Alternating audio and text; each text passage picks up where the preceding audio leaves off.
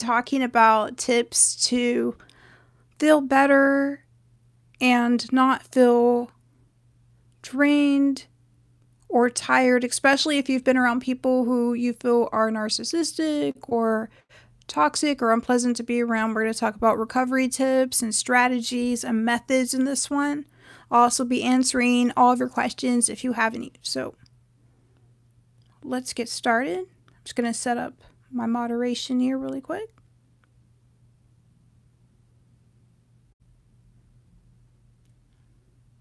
And then we are good to go.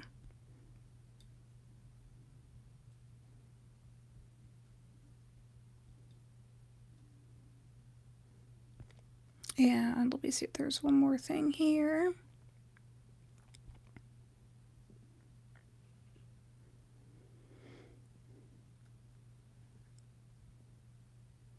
All right, great, awesome. So,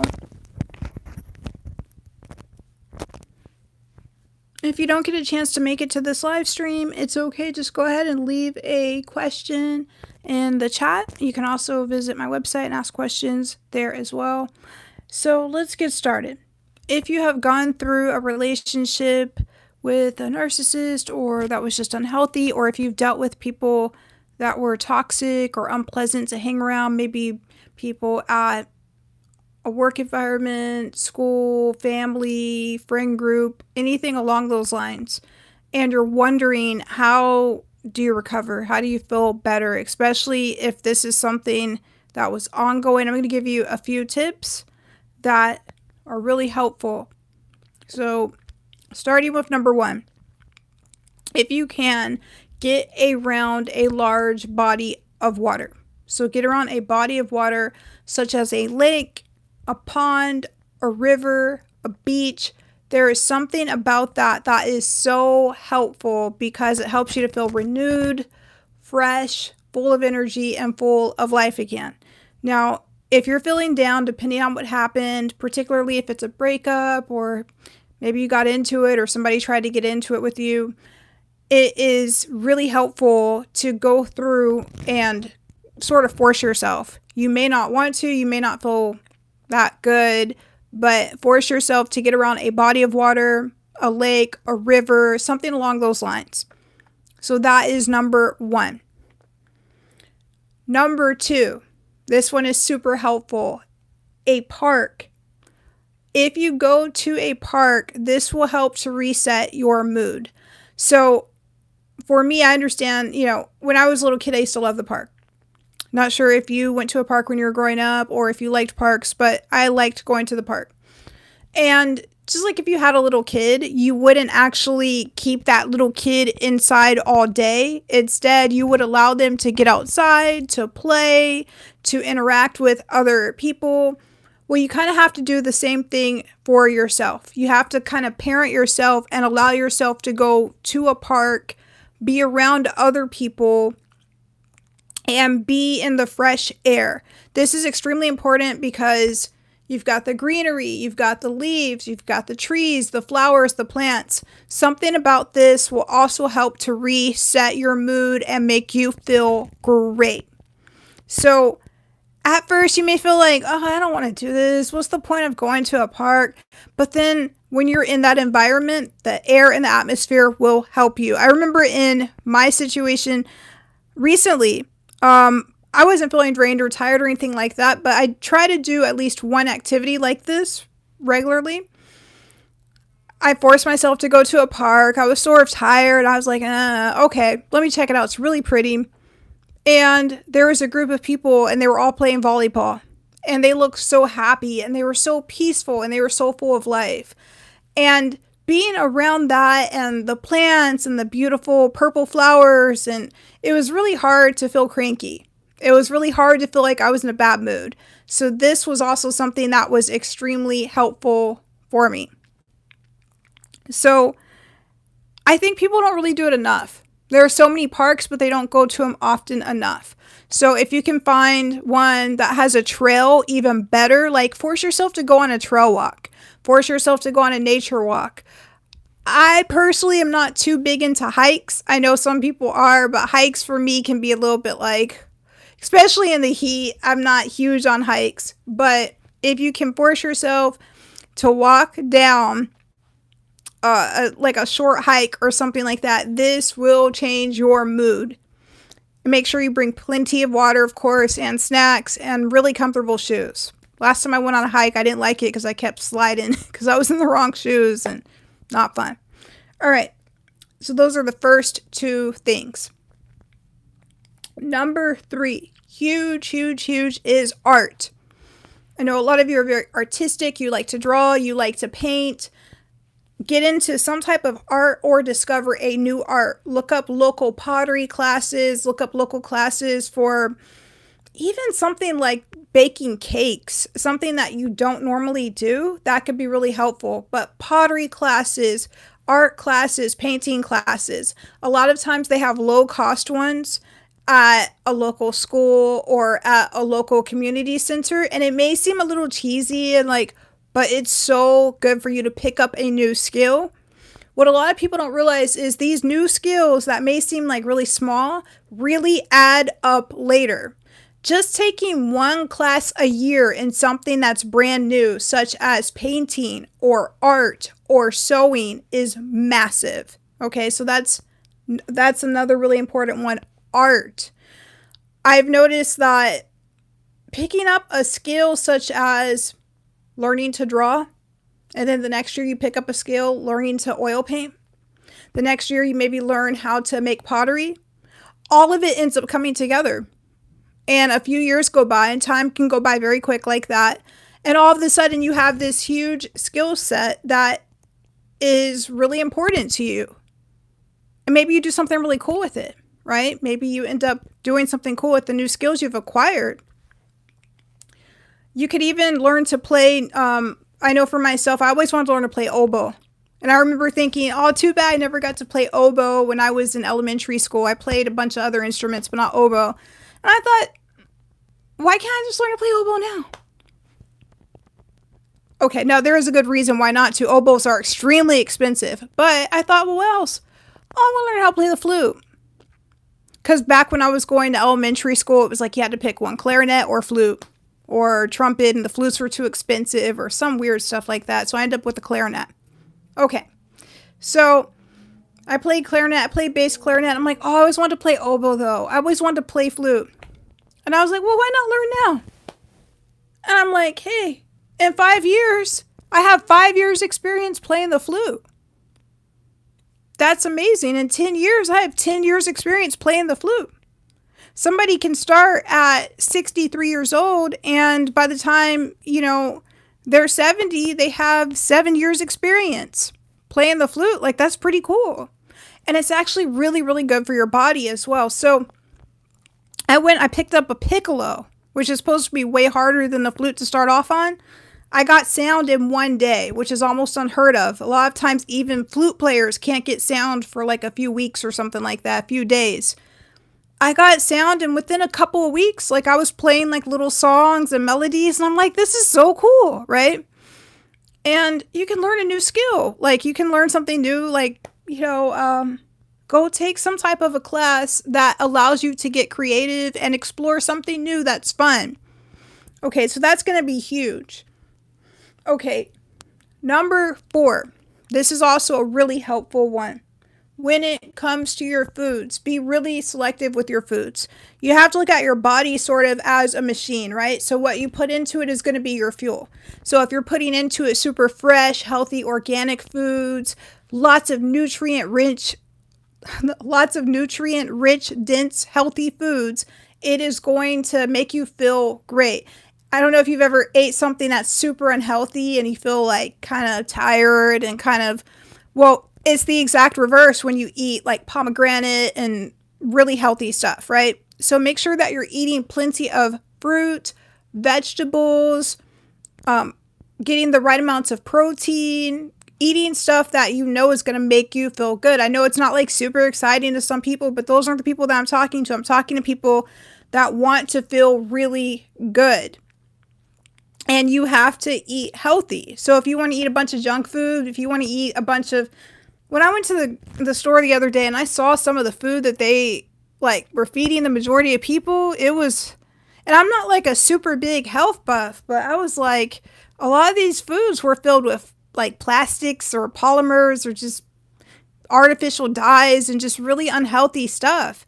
And instead of eating that, like I wanted to eat like fresh food. That's, fresh beans, fresh rice and fruit and things like that. So also, be careful with how you select your store. Don't just select a store that is maybe known for not the best foods. Try to find a local farmer's market, or I still have to find one. Or try to find a health food store that is affordable. Find one of those hidden gem stores. That's what I'm kind of looking for myself. Is like you have little stores that are like hidden gems that have really great, healthy, quality foods that aren't too expensive. Because when you eat those, it's usually not right away. It's not usually within hours, but it's within days. You'll start to feel amazing. So if you're eating like, frozen pizzas and lots of like, sugary prepackaged foods and things like that, you're probably not going to feel too good. So make sure to eat really healthy. Also, let's see, number 5. This one is really good as well. So make sure to force yourself. You might have to force yourself to do this. Meditate on a regular basis. I was talking to someone about meditation, or they were asking me about meditation, and they told me it's sort of a lost art. I thought that was a very bizarre way of putting it. No, it's not. Meditate by clearing your mind and taking deep breaths and actually going through and relaxing and focusing on something positive for 5 or 10 minutes a day. 20 minutes a day is ideal. There were so many studies that were done back in the day showing the benefits of meditation and being healthy. I don't know of those studies really being done anymore now, but meditating for 20 minutes a day can change your life. And on top of that, there's a good chance that it'll make you more intuitive. It will help you feel more connected. It will make you more in tune with your body, which is extremely important. So force yourself to meditate 5, 10, ideally 20 minutes every single day, even if you don't feel like it. If you're like, I don't want to do it, set a timer and do it. Pick a time and do it. And you will not regret it. I forgot how long it takes to change your brain through meditation. Maybe it takes about 30 days, but it will actually start to change your life. And if you just joined in, please double tap the screen and hit the like button. All right, so number 6. This one is really, really good. If you haven't already, so obviously I'm really big into analog. I have a lot of tactical things because I do music. But if you can find things that are analog, such as analog, a vinyl CD player, a vinyl CD, exactly, the digital age, a vinyl record player, or if you can get a old portable radio. I actually have one over here.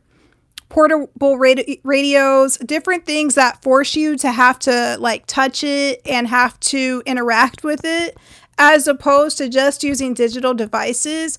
That is really life-changing. Now, I know we're on a digital device right now, but taking time out of your day to invest in listening to vinyl records or listening to a radio on an actual radio, or getting into something that is a physical art form we've talked about earlier, like with pottery or sculpting, task other than just digital task, right? Unless that's what you want to do. But, playing video games is great. Being on your phone is great. But also having things that involve you getting physically involved, like working on building things with wood or building like tables, working on construction projects, that is super healthy as well. So make sure that you are doing that too. Okay. And number 7, drink tons and tons of water. If you don't already, drink tons of water and drink the healthiest water that you can. I also notice I have a filter, a special one for my showers that reduce hard water. The county that I live in has a lot of hard water, and I did notice that when I use that, my hair started growing healthier, shinier, fuller without me having to do as much, right?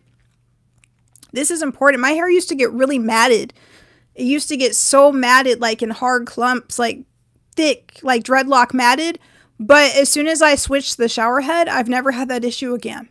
It'll get tangled. I've got like really curly hair, so it'll get tangled, but it doesn't get matted in like hard clumps, right? So, you know, if that's something that you want to check into, it might be helpful, but make sure to, change your water filter that you shower with and definitely that you drink your water with. So, right here next to me, I actually have Vapor distilled water. I love distilled water, clean, healthy water. And I also personally don't recommend drinking a lot of sugary drinks. I don't know what it is about sugar that not only do you, if you are trying to lose weight, you lose weight super fast by cutting out the sugary drinks. But also, sugary drinks tend to make me tired. So I don't know about you. So maybe you want to check that out for yourself. But drink water every day, even if you don't feel like it. Like, if you're like, oh, I skip my water, just drink, healthy water is great. All right, number 8. If you have an animal, awesome. If you don't have one, try to get an emotional support animal. So that could be a dog or a cat. Cats are excellent, but a quick tip about cats, make sure it's a cat that chooses you, because I've had many cats over the years. Some are absolutely amazing. The one I have now is angelically good, but if the cat doesn't like you, typically a cat just doesn't like you if it's not within its personality. Cats are really, really intelligent. I hear that they actually can smell your pheromones and tell if you're going to be a good match with them. And they'll select you based on how they think your temperament will be and if they think your temperament will be a good match. So I have one of those cats that chose me, that followed me home, and that did all of that. And it obviously thought we would be a good match, and we are. It's like a perfect companion with my sleep schedule, my moods, and things like that. But, every cat's going to be different. So if you get a cat, make sure you get one that chooses you, because it's probably right. Maybe it's super hyper and it can tell you're going to be more mellow, so it's not going to choose you. Or maybe it's really mellow and it can tell you're going to be too energetic and you guys won't really mesh that well. So if it's a cat, let it choose you. If it's a dog, I know dogs can sometimes be a bigger responsibility because you have to take them outside to, get walked and to, get, all the stuff that dogs do. But if you can get one, great. I know cats are a little bit more convenient. You can leave them at home for a couple of days and they're fine. A dog, you probably really shouldn't or may not want to. But whichever is best for you. So cats and dogs, I believe, are excellent emotional support animals. All right. If you haven't already, please give this video a like. And last but not least, exercise. And we're also going to talk a little bit more about a side subject about that. So with exercise, make sure that you are forcing yourself to move your body. So it could be through dance, it could be through aerobics, it could be through whatever, but make sure that you're moving your body, because I've noticed, like for myself, if I start to feel kind of heavier, it makes everything feel heavier. Like if I start to gain a little bit of weight and I feel heavy, I just feel heavier, like heavy in general. But when I start moving my body a lot, like I force myself to take a walk instead of the car, or I force myself to, just be a little bit more active, I start to feel lighter within days. And, there's something about that where it's easier to kind of move around and get things done. So the lighter you are, the better that you're going to feel. And also, make sure to take good care of yourself. So these are 9 tips about how to recover from feeling drained. I know that some people have wondered, like, what if they feel like they've lost their empathy and stuff like that. Yeah, if you have any more questions on that, please let me know. But somebody wanted to know about if they lose their empathy and do they become